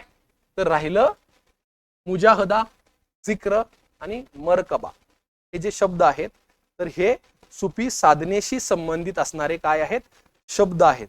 तुम्ही सुफिझम मधला आपला चॅप्टर पाहिला तर तुम्हाला हे असे शब्द पाहायला मिळतील. त्यामुळे मुजहदा आत्मशुद्धीसाठी आणि वासनांवर नियंत्रण मिळवण्यासाठी कठोर प्रयत्न किंवा संघर्ष करणे. त्याच्यानंतर जिक्र, जिक्र म्हणजे ईश्वराचे स्मरण करण्यासाठी त्यांच्या नावाचा मंत्राचा जप करणे. आणि मरकबा, मरकबा म्हणजे मन शांत ठेवून ईश्वराच्या ध्यानामध्ये मग्न होणे. थोडक्यात ह्या तिन्ही क्रियांचा अर्थ असतो की मानवाने ईश्वराची प्रार्थना करताना आपल्या इंद्रियांवरती काय मिळवणे? नियंत्रण मिळवणे. आपल्या इंद्रियांवरती नियंत्रण मिळवणे. आणि यासाठी मग समा आयोजित करणे. समा आयोजित करणे म्हणजे आपण म्हणतो ना की ए समा. ए समा म्हणजेच संगीत, नृत्य, सुफी नृत्य, संगीत याची मैफिल. त्याच्यामध्ये मग तोबा, देवाच्या आपण म्हणूयात की तोबा असू द्यात किंवा समा असू द्यात, असे सगळे जे टर्म्स आहेत ना हे सुफिझमशी संबंधित आहे. त्यामुळं हे तीन सुफी साधनेशी संबंधित असणारे शब्द आहेत. त्याच्यानंतर बघा हा जो प्रश्न आहे की पाचवा प्रश्न आहे तर तो म्हणजेच भुसावळ खटल्याबद्दलचा हा प्रश्न आहे. आता हा जो प्रश्न आहे ना हा थोडासा आपण म्हणूयात की चॅलेंजिंग हा प्रश्न विद्यार्थ्यांना वाटला. त्याचं कारण असं आहे की हा प्रश्न थोडासा आउट ऑफ बॉक्स किंवा आपण म्हणतो ना की कैसा लगा मेरा मजाक ना, म्हणजे आयोगाचं जे हे आहे तर त्या कॅटेगरी मधला हा प्रश्न आहे. हा प्रश्न काय विद्यार्थ्यांच्या वाचनामध्ये येणारा प्रश्न आहे का नेहमी? तर नाहीये. पण मग त्यांना आपल्याला विचारायचा म्हणून तो विचारलाय. आता कधी कधी असे प्रश्न असतात ना तर ते एकतर तुम्ही सोडून द्यायचे असतात किंवा जर काही लॉजिक लागत असेल तर काही इलिमिनेशन करण्याचा किंवा तुम्हाला काही माहित असेल तर त्याच्याबद्दल थोडंसं लॉजिक वगैरे लावून उत्तर सोडवण्याचा प्रयत्न करायचा असतो. नाहीतर हा प्रश्न सोडून देण्याच्या कॅटेगरी मधला हा प्रश्न आहे.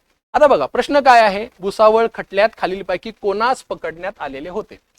आता पहिली गोष्ट, ज्यांचा बेसिक अभ्यास आहे कशाबद्दल? क्रांतिकारक चळवळींबद्दल. भुसावळ खटला हा हिंदुस्तान रिपब्लिक सोशालिस्ट असोसिएशनच्या क्रांतिकारकांशी संबंधित आहे. जसा लाहोर खटला, जसा दिल्ली खटला, तसा भुसावळ खटला. तर त्याच्यापैकीचा एक खटला आहे तो म्हणजे भुसावळ खटला की जो हिंदुस्तान रिपब्लिक सोशालिस्ट असोसिएशन म्हणजे चंद्रशेखर आझाद. चंद्रशेखर आझाद हे या गटाचं नेतृत्व करत होते. तर झालं असं की जेव्हा दिल्लीमध्ये घटना झाली, दिल्लीमध्ये जेव्हा घटना झाली, कोणती घटना?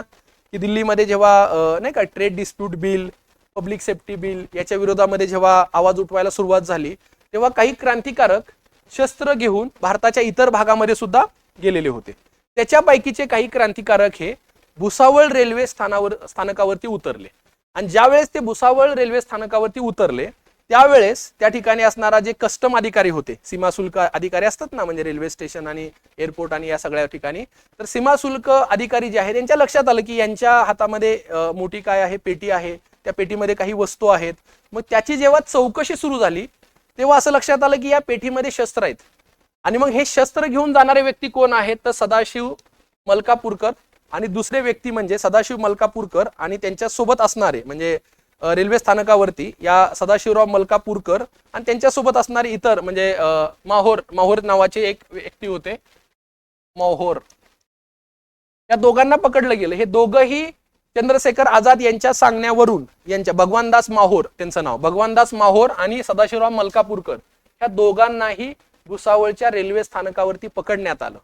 त्यामुळं हा जो काही खटला आहे ना, तर तो भुसावळ खटला म्हणून ओळखला जातो. त्यामुळं हे जे व्यक्ती आहे सदाशिवराव मलकापूरकर आणि भगवानदास माहोर हे हे चंद्रशेखर आझाद यांच्या सांगण्यावरून भुसावळ या ठिकाणी आलेले होते. येते लक्षात. आता विश्वनाथ वैशंपायन हे जे आहेत हे सुद्धा चंद्रशेखर आझाद यांचे निकटवर्ती होते, पण त्यांचा आणि या खटल्याचा काही संबंध नाही. विश्वनाथ वैशंपायन हे जे आहेत ना, हे बनारस विद्यापीठामध्ये तरुण विद्यार्थ्यांना संस्कृत शिकवण्याचं काम करायचे. म्हणजे जेव्हा त्यांचा कॉलेज किंवा त्यांच्या एकूण शिक्षणावरती परिणाम होत असत ना, या क्रांतिकारक चळवळीमुळं, त्यामुळे चंद्रशेखर आझाद यांच्या सांगण्यावरून विश्वनाथ वैशंपायन हे त्यांना या तरुण विद्यार्थ्यांना संस्कृत शिकवण्याचं काम करत असत. बापूसाहेब सहस्त्रबुद्धे यांचा सुद्धा क्रांतिकारक संघटनेशी संबंध होता, परंतु हे या खटल्यामध्ये नव्हते. गजानन पोतदार, आता हे नाव तुम्ही इलिमिनेट करू शकता.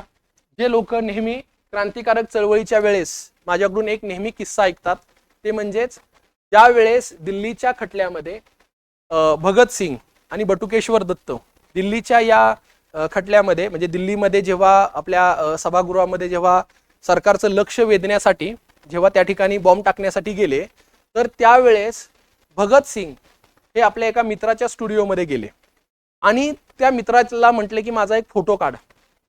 मग ते मित्र म्हटले की तुमचा फोटो काढून आम्ही म्हणजे काय करणार, का त्या मित्रांना माहित होतं की हे आता असेंब्लीमध्ये बॉम्ब टाकण्यासाठी जाणार आहेत आणि जर पकडले गेले तर त्यांना काय होणार आहे, फाशीची शिक्षा होणार आहे. मग भगतसिंग म्हटले की म्हणून तर माझा फोटो काढ, कारण का जर मला असेंब्लीमधल्या या कृत्यानंतर पकडलं तर वृत्तपत्रामध्ये माझी बातमी येणार आणि वृत्तपत्रामध्ये माझी बातमी आल्यानंतर लोकांना कळेल की आपला क्रांतिकारक किती रुबाबदार दिसतो. म्हणजे भगतसिंगांनी स्वतः काढून घेतलेला जो फोटो आहे, तर त्यांचे जे पोतदार नावाचे जे मित्र होते, हे पुण्यातले मूळचे लक्ष्मी रोडला राहणारे, त्यांचा फोटो स्टुडिओ दिल्लीमध्ये होता आणि मग त्यांनी आपल्या मित्राकडून फोटो काढून घेतला. भगतसिंगांचा जो रुबाबदार दिसणारा जो फोटो आहे ना, तो या पोतदार स्टुडिओमध्ये काढलेला होता आणि मग भगतसिंग. त्यामुळं हा जो किस्सा नेहमी स्टुडंट ऐकत असतात, मी लेक्चरला नेहमी हे सांगत असतो. त्यामुळे हे पोतदार असे पण इलिमिनेट होणार आहेत. त्यामुळं याचं उत्तर आहे सदाशिवराव मलकापूरकर, हे या प्रश्नाचं उत्तर असेल. ठीक आहे. त्यानंतर बघा पुढचा प्रश्न आहे, जो प्रश्न समाज सुधारकांवरतीच प्रश्न आहे. प्रश्न थोडासा पॅटर्न हा जुनाच आहे आयोगाचा, की तो व्यक्ती कोण है ना, तो व्यक्ती कोण असा प्रश्न आहे. म्हणजे पुढील वाक्यात वर्णन केलेल्या समाज सुधारकाची म्हणजे ओळख काय आहे. पहिलं वाक्य आहे की आपण जे शिकतो ते आचरणात आणण्याचे धैर्य त्यांनी दाखवले. ते स्त्री शिक्षणाचे कट्टर समर्थक होते. ते बालविवाहाच्या विरोधात होते आणि त्यांनी त्यांच्या मुलीचे व मुलाचे विवाह त्यांच्या जोडीदार निवडण्यास समर्थन झाले तेव्हाच केले. म्हणजे थोडक्यात बालविवाह केला नाही. त्यांनी विधवा पुनर्विवाहाचे समर्थन केले आणि त्यांनी त्यांच्या विधवा मुलीच्या पुनर्विवाहाला संमती दिली. आता बघा इथं इलिमिनेशन टेक्निक कसं वापरायचं. तुम्ही म्हणाल की आपण जे शिकतो तेच आचरणात आणण्याचे धैर्य त्यांनी दाखवले. आता बऱ्यापैकी समाज सुधारक हे करण्याचा प्रयत्न करतात, परंतु हे फक्त बोलण्यामध्ये असतं. आचरणामध्ये बऱ्याच समाज सुधारकांना हे येत नाही. बोलणं वेगळं आणि आचरणात आणणं वेगळं. म्हणून महाराष्ट्रातल्या समाज सुधारकांबद्दल एक त्या काळामध्ये म्हण प्रचलित झालेली होती, ती म्हणजेच काय, बोलघेवडे समाज सुधारक. आणि त्या बोलघेवडे समाज सुधारकाचे टीकेचे पहिले धनी ठरले होते ते म्हणजेच महादेव गोविंद रानडे. लक्षात ठेवा. त्यामुळे पहिला ऑप्शन जर इलिमिनेट होणार असेल तर तो हा होणार आहे. बघितल्या त्याचं कारण आहे, न्यायमूर्ती रानडे आपल्या विधवा बहिणीचा विवाह, म्हणजे पुण्यामध्ये सार्वजनिक ठिकाणी विधवा विवाह लावणारे न्यायमूर्ती रानडे, पुण्यामध्ये सार्वजनिक ठिकाणी विधवा विवाह लावणारे न्यायमूर्ती रानडे, परंतु आपल्या विधवा बहिणीचा विवाह लावू शकले नाहीत. आणि स्वतःला जेव्हा एका विधवेसोबत विवाह करायचा होता त्यावेळेस घरचे म्हणले की घरातून पहिला चालता हो. त्यांना 11 वर्षाच्या रमाबाई सोबत विवाह करावा लागला. त्यामुळे पहिले व्यक्ती जर इलिमिनेट होणार असतील ना इथे कोण, तर न्यायमूर्ती रानडे आहेत. दुसरे व्यक्ती इलिमिनेट होणार आहेत ते म्हणजे वामन आबाजी मोडक. याचं कारण आहे की राघव भांडारकर, वामन आबाजी मोडक आणि न्यायमूर्ती रानडे हे एकाच विद्यापीठात शिकलेले मुंबई विद्यापीठाचे जे पहिले 4 पदवीधर आहेत ना, MG रानडे, राघव भांडारकर, वामन आबाजी मोडक आणि बाळ मंगेश वागळे हे पहिले 4 मुंबई विद्यापीठाचे पदवीधर आणि 4 पदवीधरांपैकी हे 4ंचं योगदान आपल्याला प्रार्थना समाजामध्ये दिसतं. स्त्री शिक्षणाबद्दल यांनी कार्य केलंय का तर केलंय. त्याच्यानंतर इलिमिनेट होणार आहेत न्यायमूर्ती काशीनाथ त्र्यंबक, केटी तेलंग हे सुद्धा इलिमिनेट होणार. त्याचं कार्य आहे, त्याचं कारण असं आहे की स्त्री शिक्षण वगैरे याच्यामध्ये त्यांचं असं स्वतंत्र असं कार्य नाहीये. त्यामुळे याचं उत्तर असेल राघव भांडारकर. हे लक्षात, राघव भांडारकर हे याचं उत्तर असेल. त्यानंतरचा बघा, त्यानंतरचा प्रश्न आहे तो म्हणजे प्राचीन भारतामधील जी काही प्रसिद्ध अशी पुस्तकं आहेत. हा सुद्धा प्रश्न आपण खूप वेळा लेक्चरला डिस्कस केलेला असतो, खूप वेळा. म्हणजे या प्रश्नाबद्दल तुम्हाला खूप वेळा आलेला असतो. उदाहरणार्थ हर्षचरित्र जे आहे तर ते बाणा भट्टाने लिहिलेलं आहे. त्यामुळं हर्षचरित्र हे कोणी लिहिलं तर बाणा भट्ट. म्हणजे हर्षवर्धन राजा जो आहे तर या हर्षवर्धनच्या जीवनाबद्दलची माहिती आपल्याला बाणा भट्टाच्या हर्षचरित्रामधून आपल्याला मिळणार आहे. आता आपण असं म्हणूयात की बाणा भट्ट हा हर्षवर्धनच्या दरबारातील एक संस्कृत काय होता, कवी होता. त्याने पहिलं प्रमुख आपण म्हणूयात की ऐतिहासिक ज्याला आपण आख्यायिका ज्याला म्हणतो, बायोग्राफिकल रायटिंग म्हणतो, हे त्यांनी 8 वेगवेगळ्या अध्यायामध्ये त्यांनी ते लिहिलेलं आहे. हे थोडंसं अलंकारिक भाषेमध्ये लिहिलेलं काय आहे, पुस्तक आहे. त्यामुळे हर्षचरित्र बाणा भट्ट. मालती माधव नावाचं जे पुस्तक आहे तर ते 8व्या शतकामध्ये कनोजच्या दरबारामध्ये, कनोजचा जो राजा आहे यशोवर्मन, तर कनोजचा राजा यशोवर्मनच्या दरबारामध्ये असणारे कवी, लेखक भावभूती यांनी लिहिलेलं काय आहे ते तर मालती माधव आहे. म्हणजे मालती माधव नावाचं जे नाटक आहे ना, संस्कृत साहित्यामधलं एक महान नाटक म्हटलं जातं, ज्याच्यामध्ये 10 अंकी किंवा 10 प्रकरणं आहेत. त्यामुळे मालती माधव हे प्रसिद्ध नाटक हे भावभूतींनी लिहिलं. त्याच्यानंतर मालविका अग्निमित्र. कालिदासाबद्दल तर खूप वेळा आपण सांगितलेलं असतं की कालिदासने मालविका अग्निमित्र नावाचं काय लिहिलं तर पुस्तक लिहिलं, ग्रंथ लिहिला. मालविका अग्निमित्र कालिदासाचा आहे. आणि मुद्रा राक्षस हे विशाखा दत्त. म्हणजे धनानंदाचं गर्वहरण करून कशा पद्धतीनं चंद्रगुप्त मौर्य, आचार्य चाणक्य आणि सेल्युकस निकेटर यांनी धनानंदाचं राज्य उद्ध्वस्त करून मौर्य साम्राज्याची स्थापना केली, या स्थापनेबद्दलची कथा ज्या पुस्तकामध्ये आहे तर ते पुस्तक म्हणजे मुद्रा राक्षस. त्यामुळे याचं उत्तर जे आहे ते अगदी स्ट्रेट फॉरवर्ड आहे आणि अतिशय सोपा प्रश्न आहे. हा प्रश्न प्राचीन भारताच्या इतिहासामध्ये आपल्या लेक्चरमध्ये आहे असं आपण डिस्कस केलेला असतो. ऍक्च्युअली मी यावर्षी विद्यार्थ्यांना सांगितलं होतं ती म्हणजेच काय की हा प्रश्न येऊ शकतो, कसा येऊ शकतो माहितीये का, की त्या पुस्तकांची थीम आणि पुस्तक पण आयोगाने विचारला, पुस्तकाचे लेखक आणि पुस्तकाचं नाव असा विचारला. म्हणजे अपेक्षित प्रश्न होता की पुस्तक आणि त्याची थीम काय आहे, पण प्रश्न डायरेक्ट फॅक्च्युअल विचारला गेला की पुस्तक आणि त्याचे लेखक. त्यामुळे याचं उत्तर असेल पर्याय क्रमांक 1 हे या प्रश्नाचं काय असेल उत्तर असेल. त्याच्यानंतर बघा 8वा प्रश्न आहे हा मध्ययुगीन काळातील भारतीय संस्कृत लेखक आणि त्यांचे ग्रंथ यांच्या जोड्या जुळवायला आपल्याला या ठिकाणी विचारलेला आहे. आता बघा की हा थोडासा विद्यार्थ्यांना डिफिकल्ट गेलेला प्रश्न आहे. त्याचं कारण असं आहे की यातले जे बरेचसे लेखक आणि बरेचसे जे संस्कृत ग्रंथ आहेत ना ते कधी आपण वाचलेले नसतात, आपल्या वाचनामध्ये थेट आलेले नसतात. त्यामुळं पण मग अनंतदेव जे आहेत हे 17व्या शतकामध्ये असणारे हे आहेत, प्रसिद्ध लेखक आहेत, ग्रंथकार आहेत. त्यांनी संस्कार कौस्तुभ नावाचा ग्रंथ जो आहे तर तो त्यांनी लिहिला. याच्यामध्ये हिंदू धर्मशास्त्राशी संबंधित आपल्याला माहिती आहे, ज्याच्यामध्ये 16 संस्काराबद्दलची माहिती दिलेली आहे. त्यामुळं अनंतदेव यांनी संस्कार कौस्तुभ म्हणजे याच्यासाठी असेल 4, याच्यासाठी 4 जे आहे तर तो पर्याय. त्यामुळं अनंतदेव संस्कार कौस्तुभ हे अनंतदेव यांनी लिहिलेलं आहे. त्याच्यानंतर बघा त्याच्यानंतर असेल ते म्हणजेच कमलाकर भट्ट. आता कमलाकर भट्ट जे आहेत ना, कमलाकर भट्ट यांनी निर्णय सिंधू नावाचं जे पुस्तक आहे तर ते ग्रंथ त्यांनी लिहिलेलं आहे. जे ते एक वैदिक विद्वान धर्मशास्त्रकार होते. त्यामुळे कमलाकर भट्ट यांचं जर पुस्तक आपल्याला सांगायचं झालं तर ते म्हणजे निर्णय सिंधू. त्यामुळे याचं असेल 2. त्यामुळे 4-2 ठीक आहे. त्याच्यानंतर गंगाधर जे आहेत यांनी मनोरमा नावाचं पुस्तक लिहिलं आणि कृष्णदास कविराज कृष्णदास कविराज, चैतन्य चैतन्य चरितामृत, चैतन्य चरित्रामृत. ऍक्च्युअली हा सुद्धा प्रश्न एक्सपेक्टेड होता, त्या व्यक्तीवरती प्रश्न एक्सपेक्टेड होता. त्या व्यक्तीचं नाव म्हणजे चैतन्य महाप्रभू. पण आयोगाने प्रश्न थोडासा उलटा विचारलाय. चैतन्य महाप्रभूंवरती प्रश्न एक्सपेक्टेड होता. कोण होते चैतन्य महाप्रभू? वाचलंय कधी? वाचण्यामध्ये आलेलं आहे. तर चैतन्य महाप्रभू हे मध्ययुगीन कालखंडामधले भक्ती संत, ज्यांनी बंगाल प्रांतामध्ये वैष्णव संप्रदायाचा काय केलेला आहे? प्रचार केलेला आहे. ज्यांनी चैतन्य महाप्रभूंनी राधाकृष्ण इस्कॉन टेम्पल, या इस्कॉन टेम्पलचा पाया रचण्याचं काम ह्या चैतन्य महाप्रभूंनी केलेलं आहे. आणि मग अशा या चैतन्य महाप्रभूंचं चरित्र लिहिण्याचं काम हे कोणी केलेलं आहे? कृष्णदास कविराज यांनी केलेलं आहे. म्हणजे 16व्या शतकामधले बंगाली संत, 16व्या शतकामधले बंगाली संत वैष्णव कवी चैतन्य महाप्रभूंचे चरित्रकार जर कोण असतील तर कृष्णदास कविराज. त्यामुळे याचं उत्तर असेल पर्याय क्रमांक 2, याचं उत्तर असेल.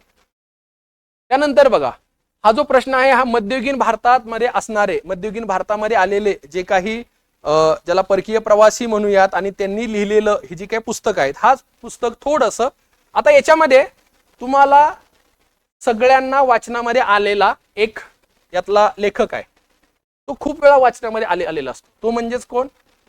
Ibn Battuta. आणि इब्न बतूताने कोणतं पुस्तक लिहिलं? रिहिला. रिहिला या शब्द, हा रिहिला शब्द इंग्लिश मधला शब्द, म्हणजे इंग्लिशमध्ये तो शब्द वापरला गेला. पण जर तो आपल्याला उर्दू आणि फारसीमध्ये घ्यायचा झाला तर किताब उल रहलात किंवा रहला, रहला आणि रिहिला.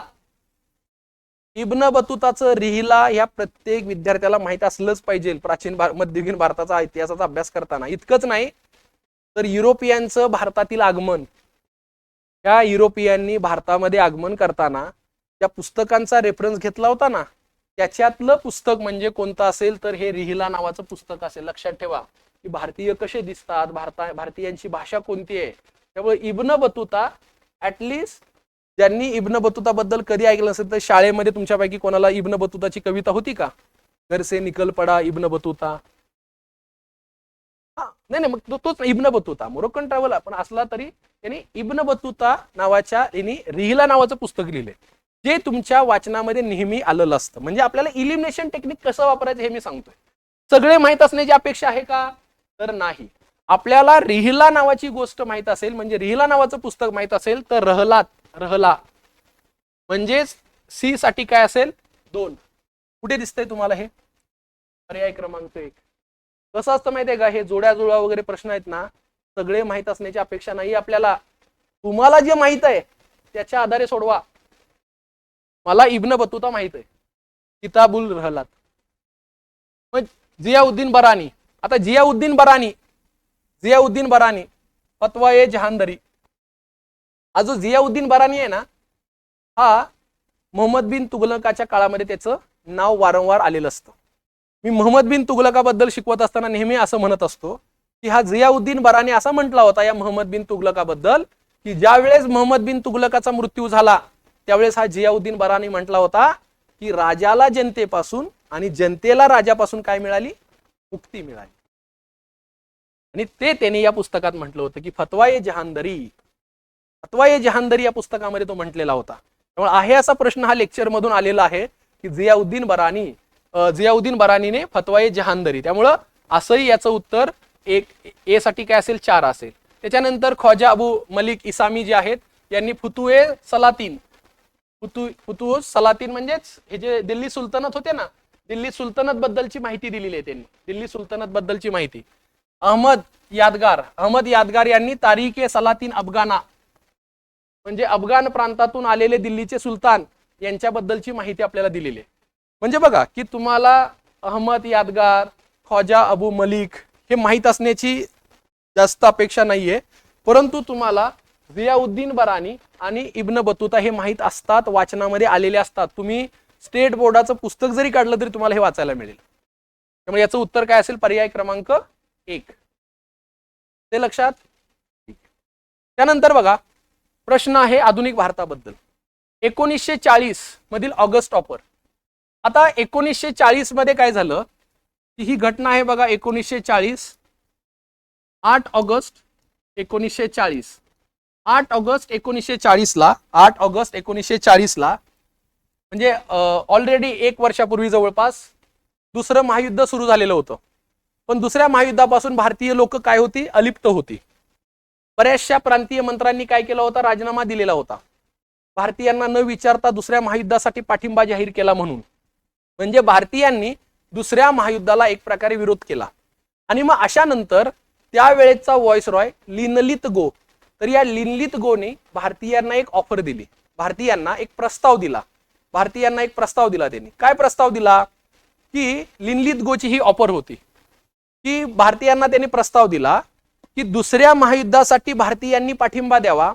पण भारतीयांनी जर या दुसऱ्या महायुद्धाला पाठिंबा दिला तर वसाहतीचे स्वातंत्र्य म्हणजे युद्धानंतर भारतीयांना डोमिनियन स्टेटस किंवा वसाहती अंतर्गत स्वातंत्र्य म्हणजेच काय, युद्ध संपल्यानंतर वसाहतींच्या धर्तीवरती काय केलं जाईल, शासन स्थापन करण्यासाठी मदत केली जाईल. लक्षात ठेवा, स्पर्धा परीक्षेचा अभ्यास करताना एक गोष्ट नेहमी लक्षात ठेवा, जे मी वर्गामध्ये नेहमी सांगत असतो, आहे असे शब्द आयोग कधीच विचारत नाही. आयोगाला विचारायचं असतं तर एकच शब्द विचारला असताना डॉमिनियन स्टेटस, वसाहती अंतर्गत स्वातंत्र्य. पण वाक्य काय दिलंय, युद्ध संपल्यानंतर भारतात वसाहतींच्या धर्तीवरती पूर्णपणे जबाबदार शासन व्यवस्था स्थापन करण्यात केली जाईल. येते लक्षात. पहिलं बरोबर आहे. दुसरं त्याच्यामध्ये होतं की संविधान सभेची काय करण्यात यावी, स्थापना करण्यात यावी. संविधान सभेच्या स्थापनेबद्दल पण प्रस्ताव दिला होता. अल्पसंख्याकांच्या अधिकारांना या ठिकाणी मान्यता देण्याचा सुद्धा प्रस्ताव त्यांनी दिलेला होता. व्हॉइसरॉय कार्यकारिणीचा विस्तार केला जाईल आणि व्हॉइसरॉय कार्यकारिणीचा विस्तार करून आणखी काही भारतीयांचा त्याच्यामध्ये काय केला जाईल, समावेश केला जाईल. आता इथं मला काही विद्यार्थ्यांनी प्रश्न विचारले की म्हणे की व्हॉइसरॉय आणि गव्हर्नर जनरल, त्यामुळे हे वाक्य चुकीचं आहे. पहिली गोष्ट लक्षात ठेवा, व्हॉइसरॉय आणि गव्हर्नर जनरल ही कुठलीही अधिकृत टर्मिनॉलॉजी नव्हती, हे पद होतं. लक्षात ठेवा, जसं आज आपण state head of the government आणि हेड ऑफ द स्टेट, बरोबर, तसंच त्यावेळेस व्हॉइसरॉय म्हणजे एक प्रकारे काय असेल, तो राजघराण्याचा प्रतिनिधी असेल, त्यामुळे तुम्ही त्याला गव्हर्नर जनरल जरी कधी वाचलं तरी त्यांनी फार असं कन्फ्युज होण्याचं कारण नाहीये. त्यामुळे त्याला गव्हर्नर जनरल काउन्सिल किंवा व्हॉइसरॉय काउन्सिल दोन्हीचा अर्थ एकच असेल. त्यामुळे याचं असेल दोन्ही तरतुदी बरोबर आहेत. पण लक्षात ठेवा की या प्रस्तावामध्ये कुठेही पूर्ण स्वराज्याची, पूर्ण स्वातंत्र्याची मागणी नव्हती. त्यामुळं म्हणजे त्या ठिकाणी ऑफर नव्हती. त्यामुळं भारतीयांनी ऑगस्ट ऑफरला काय केला, नकार दिला. काँग्रेसचं जे रामगडचं अधिवेशन झालं, मौलाना आझाद हे त्याचे काय होते, अध्यक्ष होते. आणि काँग्रेसने रामगडच्या अधिवेशनामध्ये ऑगस्ट ऑफरचा प्रस्ताव काय केला, नाकारला. आणि महात्मा गांधीजी म्हटले, ऑगस्ट ऑफर म्हणजे भिंतीवरती गंज लागलेला खिळा.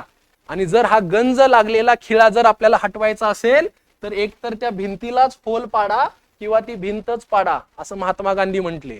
मग जर भिंत पाडायची असेल तर त्या भिंतीला सगळ्यांनी घेरलं पाहिजे. आणि ते घेरण्यासाठी सगळ्यांनी काय केलं पाहिजे, वैयक्तिक सत्याग्रह सुरू केला पाहिजे. म्हणजे ऑगस्ट ऑफरला नाकारून महात्मा गांधीजींनी वैयक्तिक सत्याग्रहाची काय केली होती, घोषणा केलेली होती. अशा रीतीने या प्रश्नाचं उत्तर असेल दोन्ही तरतुदी बरोबर आहेत. त्यानंतर बघा प्रश्न 11वा. पहिली तर गोष्ट, प्रश्न 11वा वाचल्यानंतर अनेक विद्यार्थ्यांची पहिली प्रतिक्रिया अशी आली की हा प्रश्न चुकीचा आहे. बरोबर, का चुकीचा वाटला, कारण का आपल्या ओळखीचा आदिलशहा हा बिजापूरचा आदिलशहा, बरोबर. पण हा कोण आहे माहितीये, आदिलशहा सुरी. हा कोण आहे, आदिलशहा सुरी. पहिली गोष्ट, हा बिजापूरचा आदिलशहा नाहीये. हा कोण आहे, आदिलशहा सुरी. आदिलशहा सुरी जो आहे याचा वजीर होता हेमचंद्र विक्रमादित्य, हा त्याचा वजीर. आता हेमचंद्र विक्रमादित्य जो आहे ना, याला म्हणजे आदिलशहाने हेमूयास विक्रमजित नावाची पदवी दिली. त्याचं कारण म्हणजे हा त्याच्या आयुष्यामध्ये अनेक लढाया लढला, म्हणजे जवळपास तो 22 लढाया लढला आणि त्यातली एकही लढाई तो पराभूत झालेला नव्हता. त्यामुळं पहिलं सुद्धा बरोबर आहे आणि दुसरंही बरोबर आहे, तिसरंही बरोबर आहे. दुसरं, त्याचा प्रारंभिक जो कालखंड आहे ना, तर तो राजस्थानच्या भागामध्ये गेला. आणि राजस्थान या भागामध्ये हा जो काही म्हणजे हा मूळचा राजस्थानचा, आणि मग राजस्थान भागामध्ये असताना तर तो त्या ठिकाणी बघा म्हणजे किराणा व्यापारी, हा सुरुवातीला किराणा व्यापारी होता. त्याचं जे बालपण आहे ना हे राजस्थानमध्ये गेलं, आणि तो सुरुवातीला लहानपणापासून म्हणजे त्याच्या बालपणानंतर तो किराणा व्यापारी म्हणून काम करत होता. किराणा व्यापारी हा त्याचा व्यवसाय होता. त्याचा हा व्यवसाय बघून सूर घराण्याने त्याला शहनाये मंडीचा प्रमुख बनवला. शहनाये मंडीचा प्रमुख म्हणजेच बाजाराचा अधीक्षक. शहनाये मंडीचा प्रमुख बनवला म्हणजे बाजाराचा तो अधीक्षक झाला. शहनाये मंडी तो आदिलशहाचा आणि एकूणच सूर घराण्याचा एक विश्वासू आणि निष्ठावंत असा काय होता, तर आपण म्हणूयात की सरदार होता, हुशार प्रशासक होता. आणि त्याने जवळपास 22 बंड काय केले, म्हणजे मोडून काढले, आणि त्यांनी एकूणच आपण म्हणूयात की 22 युद्ध जिंकले. आणि त्याच्यानंतर त्याला विक्रमादित्य किंवा विक्रमजित नावाचं पदवी जी आहे तर ती आदिलशहा, सूर घराण्याचा आदिलशहा याने ती पदवी दिली. आपण असं म्हणू शकतो की दिल्लीच्या तख्तावरती बसणारा तो शेवटचा हिंदू सम्राट किंवा हिंदू सेनापती होता, हेमचंद्र विक्रमादित्य. असं ह्या हेमचंद्र विक्रमादित्यचं युद्ध हे दुसरं पानिपतचं युद्ध हे अकबरासोबत झालं. आणि मग या युद्धामध्ये त्याच्या डोळ्यामध्ये धनुष्यबाण लागला, आणि डोळ्यामध्ये धनुष्यबाण लागल्यानंतर त्याच्यात काय झाला, मृत्यू झाला. त्यामुळं हेमू पानिपतच्या दुसऱ्या लढाईमध्ये अकबरावरती विजय मिळवला का, तर नाही. अकबराकडून त्याचा पराभव, म्हणजे बैराम खान, अकबर हा कमी वयाचा होता, 14 वर्षाचा फक्त होता. त्यामुळे बैराम खानच्या नेतृत्वाखाली अकबराचं सैन्य लढलेलं होतं, आणि हेमूच्या डोळ्यामध्ये धनुष्यबाण लागल्यामुळं त्याचा मृत्यू झाला होता, त्याचा विजय झालेला नव्हता.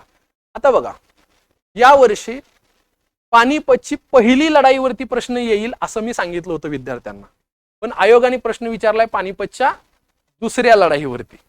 लक्षात ठेवा, का तर हे जरी तुमचं बरोबर आलं ना तरी तुमचं इलिमिनेशन टेक्निकने तुमचे 2 पर्याय काय होणार आहेत, इलिमिनेट होणार आहेत ना. पहिल्यावरती का बरं प्रश्न सांगितलं होतं माहितीये, पानिपतच्या पहिल्या लढाईला किती वर्ष पूर्ण झालेत माहितीये, 500 वर्ष पूर्ण झाले 2026 मध्ये, 1526 500 वर्ष पूर्ण झाले. त्यामुळं पानिपतच्या पहिल्या लढाईवरती प्रश्न अपेक्षित होता. प्रश्न विचारला इथं, वाक्य विचारले दुसऱ्या लढाईवरती, पण ठीक आहे. त्यामुळं याचं उत्तर काय आहे, तर हे चौथं असणार आहे. याचा अर्थ अ, ब आणि क असं त्याचं काय असेल, उत्तर असेल. क्लिअर झालं का? त्यानंतर बघा पुढचा हे आहे. आता हा ऍक्च्युअली पंचवार्षिक योजनेशी संबंधित असणारा प्रश्न आहे, आणि हा स्ट्रेट फॉरवर्ड प्रश्न आहे. म्हणजे तुम्ही पंचवार्षिक योजना बेसिक जरी केला असेल ना, तर आपल्याला माहिती आहे की सिंद्री नावाचं जे काही ठिकाण आहे, तर सिंद्रीला काय आहे हो, खताचा कारखाना आहे. सिंद्रीला काय आहे, खताचा कारखाना आहे. चित्तरंजन जे आहे ना, चित्तरंजनला रेल्वेचा जो काय रेल्वे इंजिन चित्तरंजन जे आहे ते प्रसिद्ध आहे रेल्वे इंजिनसाठी. त्याच्यानंतर पेरांबूर जे आहे तर ते रेल्वे डब्यासाठी आहे. आणि पिंपरी जे आहे ते पेनिसिलिनचा कारखाना आहे. तर अशा रीतीने बघा 2 पर्याय क्रमांक 2 हे याचं काय असेल, उत्तर असेल. त्यामुळे हा प्रश्न एकदम स्ट्रेट फॉरवर्ड आहे. त्याचं फार असं तुम्हाला चुकण्याचे काही चान्सेस इथं नाही आहेत. पंचवार्षिक योजना वाचला असेल तर तुमचं उत्तर बरोबर येईल. ठीक आहे, त्यामुळे याचा असेल पर्याय क्रमांक 2. त्यानंतर बघा हा 13वा प्रश्न आहे. आता ब्रिटिश इंडियन असोसिएशन या संस्थेने 1853 मध्ये चार्टर्ड कायद्याच्या नूतनीकरण प्रसंगी संसदेकडे कोणत्या मागण्या केल्या? आता ब्रिटिश इंडियन असोसिएशन जे आहे ना, ब्रिटिश इंडियन असोसिएशन, ही ब्रिटिश इंडियन असोसिएशन अगोदरच्या Zamindari association plus British association, British Bengal association यांची मिळून बनलेली ही काय आहे, असोसिएशन आहे. म्हणजे पूर्वीची जमीनदारी असोसिएशन आणि ब्रिटिश बेंगॉल असोसिएशनची मिळून बनलेली असोसिएशन कोणती, ब्रिटिश इंडियन असोसिएशन. आता याचे अध्यक्ष होते राधाकांत देब, याचे सचिव होते देवेंद्रनाथ टॅगोर, याचे प्रमुख सदस्य होते हरिप्रसाद.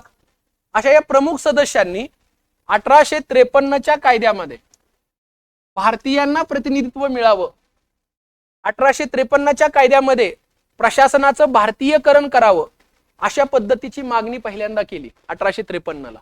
1853च्या कायद्यामध्ये. आणि मग 1853च्या कायद्यामध्ये पहिल्यांदा त्यांनी काय मागणी केली की स्वतंत्र विधिमंडळ असावं. स्वतंत्र काय असावं? विधिमंडळ असावं. म्हणजे भारतीय कायदे तयार करण्याच्या प्रक्रियेमध्ये भारतीयांना प्रतिनिधित्व मिळावं आणि यासाठी स्वतंत्र लोकप्रतिनिधी स्वरूपाचं कायदेमंडळ असावं. पहिली मागणी. दुसरी मागणी, कार्यालयांची विभागणी करावी. कार्यालयांची काय करावी? विभागणी. म्हणजे बघा, स्वतंत्र कायदेमंडळ असावं हे वाक्य बरोबर आहे. त्याला भारतीयकरण करावं ना, भारतीयांना प्रतिनिधित्व द्यावं, त्यामुळे हे वाक्य बरोबर आहे. कायदे मंडळ, कार्यकारी मंडळ, न्याय मंडळ याचे कार्यक्षेत्र स्वतंत्र असावे, म्हणजे सेपरेशन ऑफ पॉवर याच्याबद्दल त्यांनी मागणी केली होती. कार्यालयांची विभागणी करावी, हेही बरोबर आहे. उच्च पदस्थ लोकांचं वेतन कमी करावं.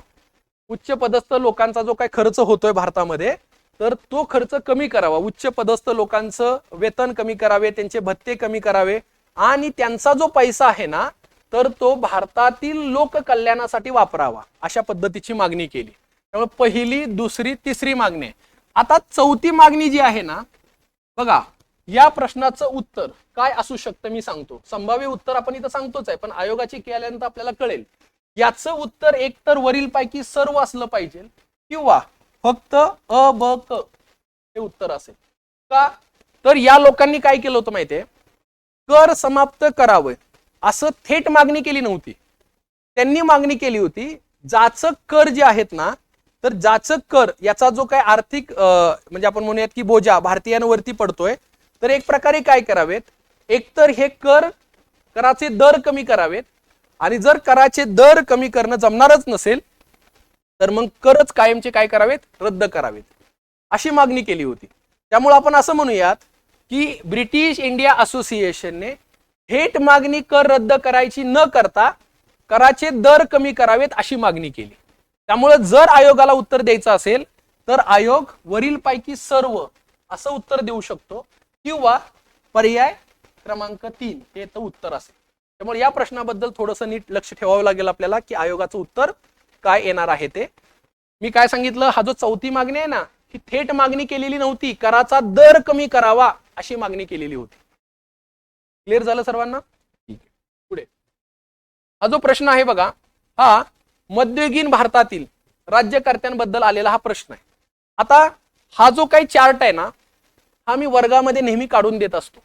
कधी काढून देत असतो माहिती आहे? ज्या वेळेस तराईची लढाई आपण जेव्हा चर्चा करत असतो, महमद घोरी जेव्हा आक्रमण करण्यासाठी आला, तर त्यावेळेस महमद घोरीचं आक्रमण होत असताना ह्या ठिकाणी असणारी जी वेगवेगळी राजपूत घराणी आहेत, तर त्या घराण्यांचा मी चार्ट तुम्हाला या ठिकाणी देत असतो. आणि मग त्या चार्टमध्ये हे नेहमी मी सांगत असतो की कुठले घराणे कुठं होतं. मग याच्यामध्ये बघा, मैत्रक जे आहेत, मैत्रक म्हणजे वल्लभीचे मैत्रक, गुजरात मैत्रक. त्याच्यानंतर चुहमान म्हणजे चौहान. आता चुहमान किंवा चौहान जे आहेत ना, यांच्या दोन शाखा होत्या, अजमेरचे चौहान आणि शाकंबरीचे चौहान. त्यामुळं मैत्रक, वल्लभी. चुहमान म्हणजे चौहान.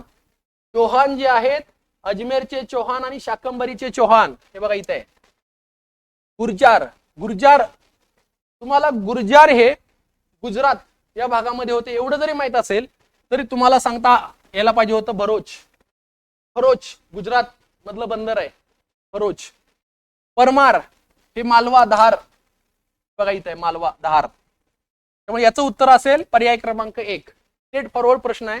लेक्चर मध्ये आपण आहे याचा मॅप काढलेला असतो, नेहमी आपण काढतो. तराईच्या लढाईच्या वेळेस मी हे सांगत असतो नेहमी की तुम्हाला या पद्धतीनं मॅप लक्षात ठेवायचा आहे.